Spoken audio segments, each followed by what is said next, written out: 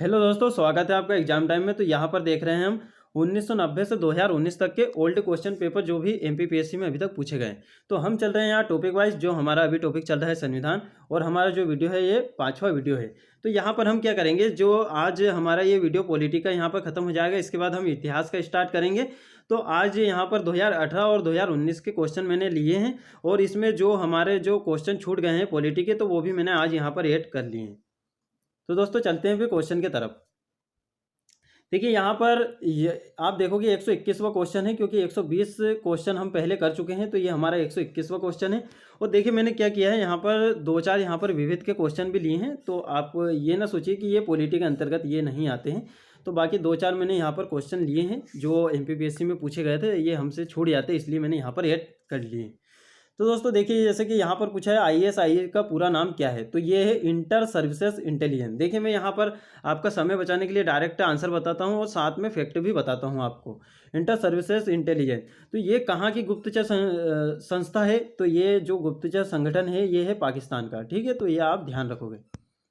Next देख लेते हैं दोस्तों कि डॉन किस देश का समाचार पत्र है। 1990 का ये क्वेश्चन है। तो डॉन कहाँ का है, तो ये भी पाकिस्तान का है।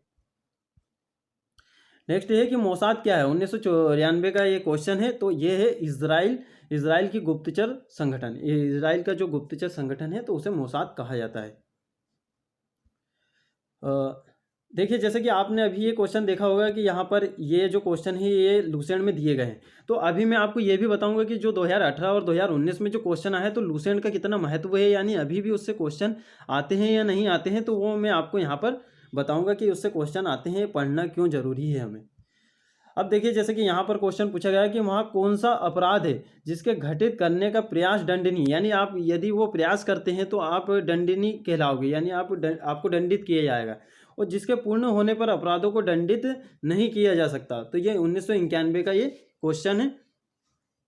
तो इसका जो राइट आंसर होगा वो होगा आत्महत्या। देखिए जो हमारी भारतीय दंड प्रक्रिया संहिता है, यानी जो आईपीसी की धारा है 309, आईपीसी की धारा 309 के तहत ये अगर आप आत्महत्या करने का यदि प्रयास करते हैं तो आपको दंडित किया जा सकता है। बाकी अगर आपने आत्महत्या कर ली है तो उसके बाद कहाँ से दंडित होगा, क्योंकि वो मृत हो चुका है।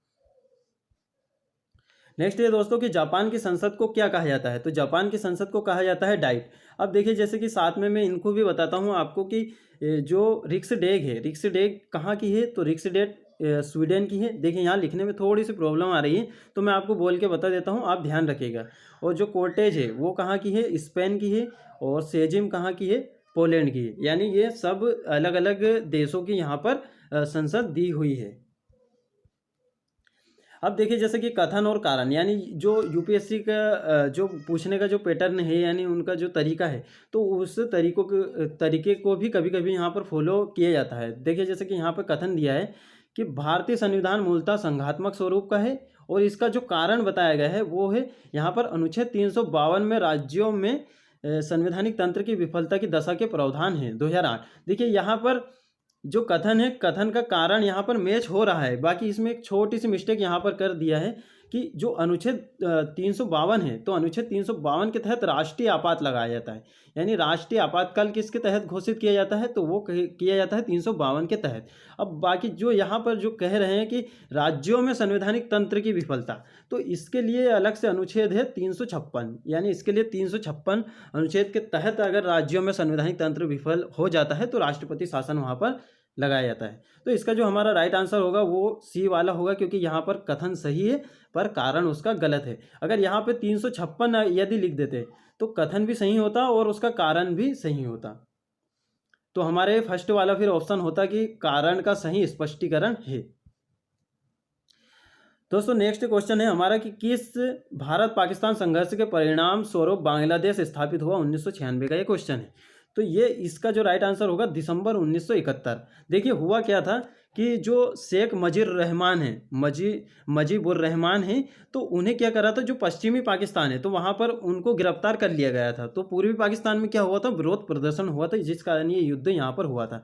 देखिए जैसे कि ये हमारा यहाँ पर भारत है। ठीक है दोस्तों,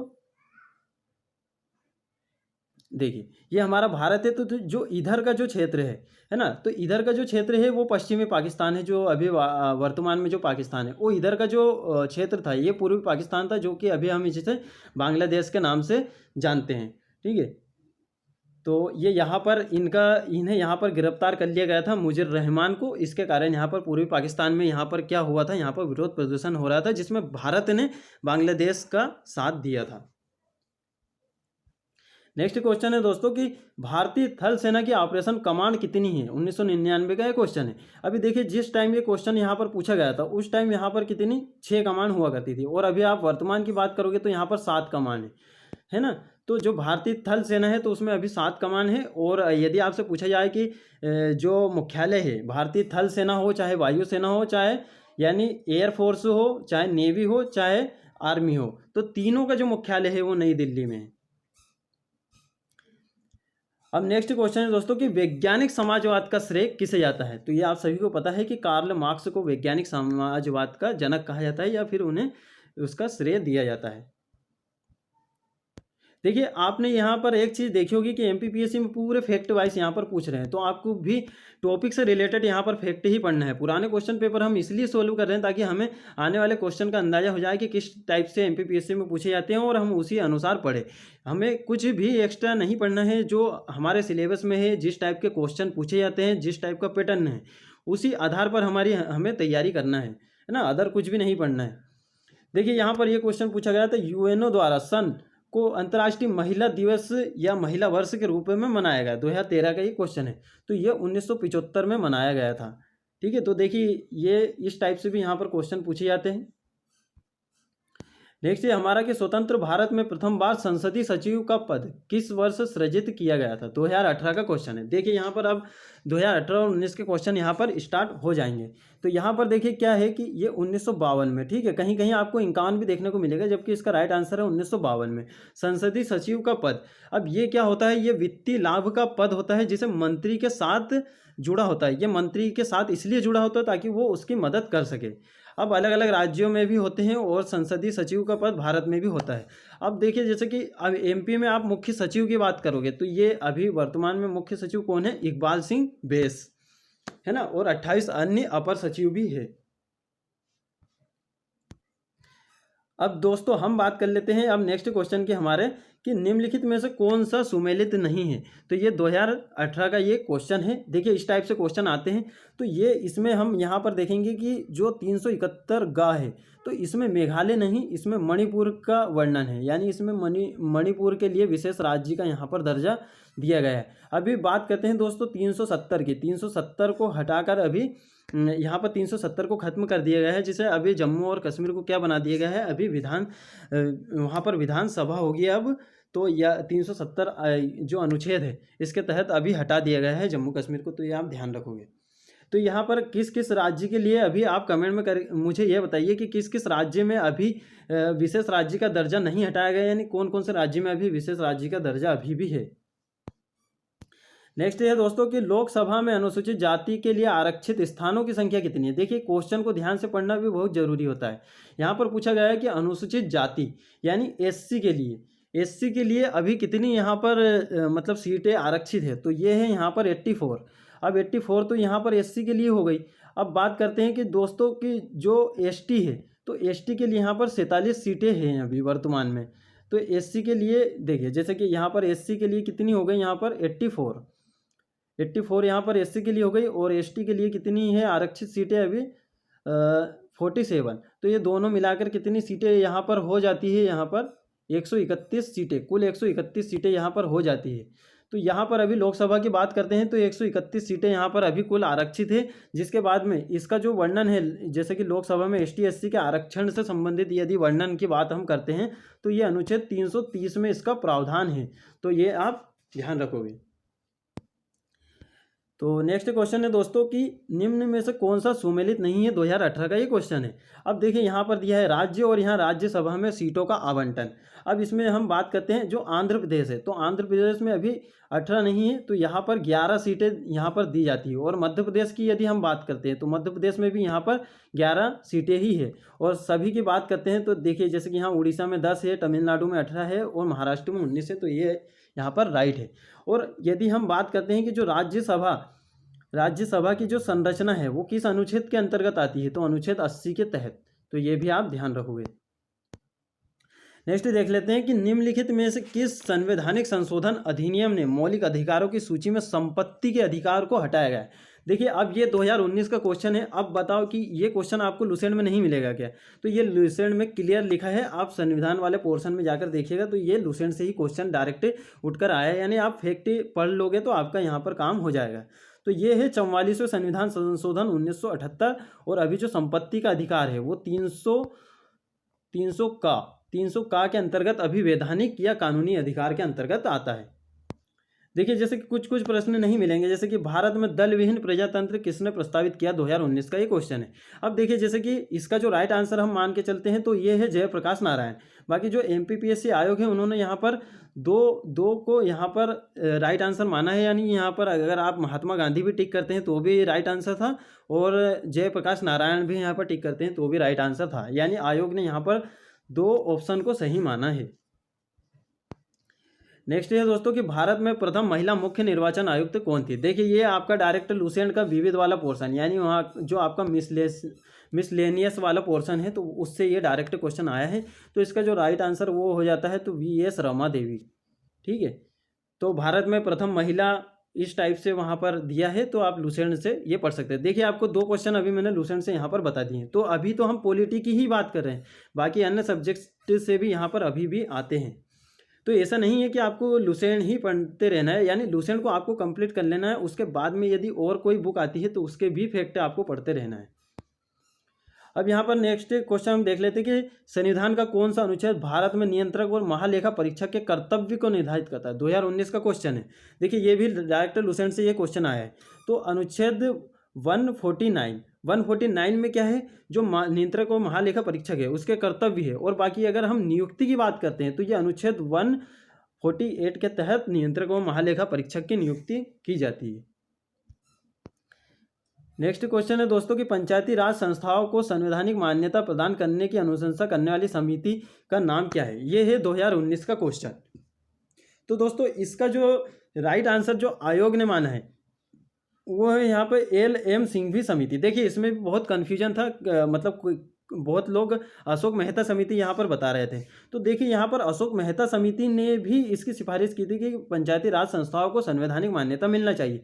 तो ये उन्होंने कब की थी, 1977 में अशोक मेहता समिति है। उसके बाद में बाकी अन्य समितियों ने भी की थी। बाकी यहाँ पर इंपोर्टेंस अशोक मेहता समिति और LM सिंघवी समिति है ना। तो 1977 में इन्होंने कहा था कि पंचायती राज संस्थाओं को संवैधानिक मान्यता मिलनी चाहिए। सिर्फ इन्होंने क्या कहा था, सिर्फ कहा था। उसके बाद में जो इसकी जो प्रथम स्पष्ट संतुष्टि है, यानी प्रथम स्पष्ट संतुति है, तो वो किन्होंने दिया था, वो LM सिंघवी समिति ने। तो ये 1986 में दिया था इन्होंने, है ना। भले बाद में दिया था, बाकी इन्होंने स्पष्ट बताया था कि हाँ मिलना ही चाहिए। बाकी इन्होंने सिर्फ एक अपना प्रस्ताव रखा था, या वे प्रस्ताव भी नहीं कहें, या फिर इन्होंने अपनी सिर्फ बात रखी थी कि पंचायती राज संस्थाओं को संवैधानिक मान्यता यहाँ पर मिलना चाहिए। अब दोस्तों बात करते हैं जो 73वें संविधान संशोधन है, इसके तहत संवैधानिक दर्जा दिया जाता है पंचायती राज संस्थाओं को। और जो नगर पालिका की यदि हम बात करते हैं तो वो किसके तहत आता है, वो 74वें संविधान संशोधन के तहत। नेक्स्ट है दोस्तों कि उच्चतम न्यायालय के किस मामले के निर्णय के कारण संविधान के अनुच्छेद 21 का कार्य क्षेत्र का विस्तार का शिक्षा के अधिकार को उसमें शामिल किया गया है। 2019 का ये क्वेश्चन है। देखिए अब ये इस प्रकार के क्वेश्चन आपको लुसेंट में नहीं मिलेंगे, जो 1-2 क्वेश्चन आउट ऑफ आ जाते हैं। तो उन्नयन कृष्णन बनाम आंध्र प्रदेश, ठीक है। तो इसका जो राइट आंसर होगा वो होगा उन्नयन कृष्णन बनाम मध्य प्रदेश। तो देखिए यहाँ पर क्या है, शिक्षा, ठीक है, ये शिक्षा के अधिकार को उसमें शामिल किया है अनुच्छेद 21 में, है ना। तो ये हमारा कौन सा है, मौलिक अधिकार है। तो अब इसमें क्या 86वां संविधान संशोधन 2002, 86वां संविधान संशोधन 2002 के तहत इसमें इसे जोड़ा गया है। और जो इसको क्या बना दिया गया है, अनुच्छेद 21 का के अंतर्गत इसे जोड़ दिया गया है। और इसे मूल अधिकारों में भी जोड़ा गया है। तो वो भी सॉरी दोस्तों, मूल अधिकार नहीं, मूल कर्तव्य में 11वें मूल कर्तव्य के इसमें जोड़ा गया है। तो ये भी आप ध्यान रखोगे।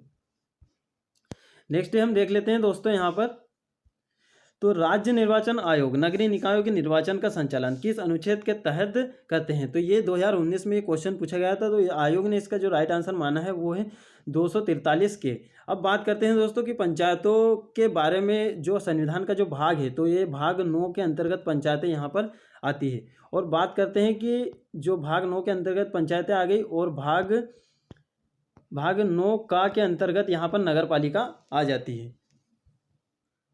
तो पंचायती राज संस्थाओं से भी यहाँ पर क्वेश्चन आते हैं, क्योंकि देखिए आप जो सिलेबस देखोगे एमपीपीएससी प्री 2020 का, तो उसमें आप देखोगे कि वहाँ पर पंचायतें भी दिया गया है, यानी पंचायतों से भी संबंधित आएंगे क्वेश्चन। तो हमारे यहाँ मध्य प्रदेश ने, क्योंकि हमारा मध्य प्रदेश ने 73वें संविधान संशोधन के तहत प्रथम ऐसा राज्य है जिसने यहाँ पर पंचायतों की स्थापना की है, तो इससे क्वेश्चन यहाँ पर आना बनता है। देखिए यहाँ पर 2 से 3 क्वेश्चन यहाँ पर पंचायतों से ही आ चुके हैं। तो पंचायती राज विषय संविधान की किस अनुसूची के अंतर्गत आता है या सूची के अंतर्गत आता है? तो इसका जो राइट आंसर होगा वो होगा राज्य सूची।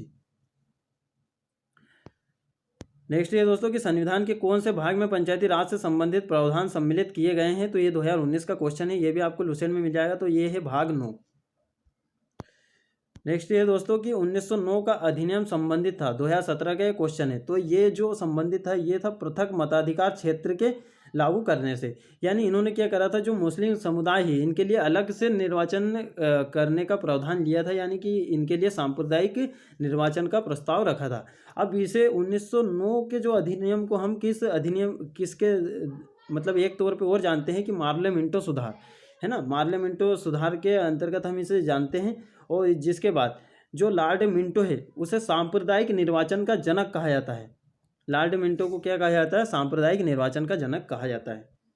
इसी प्रकार नेक्स्ट क्वेश्चन है दोस्तों हमारा कि मूल कर्तव्यों का उल्लेख संविधान में कब किया गया? 2017 का ये क्वेश्चन है। तो ये कब किया गया था? 42वें संविधान संशोधन 1976 के तहत। और आप सभी को पता है कि इसका जो अनुच्छेद है वो कौन सा है? 51 का के अंतर्गत है। और 86वें संविधान संशोधन 2002 के तहत इसमें 11वां जो मूल कर्तव्य है वो जोड़ा गया है, जिसमें क्या है, जो माता पिता हो चाहे संरक्षक हो, तो उसके द्वारा 6 से 14 वर्ष तक के बच्चे को यहाँ पर आपको निःशुल्क शिक्षा उपलब्ध करानी होगी। तो ये उनका कर्तव्य है।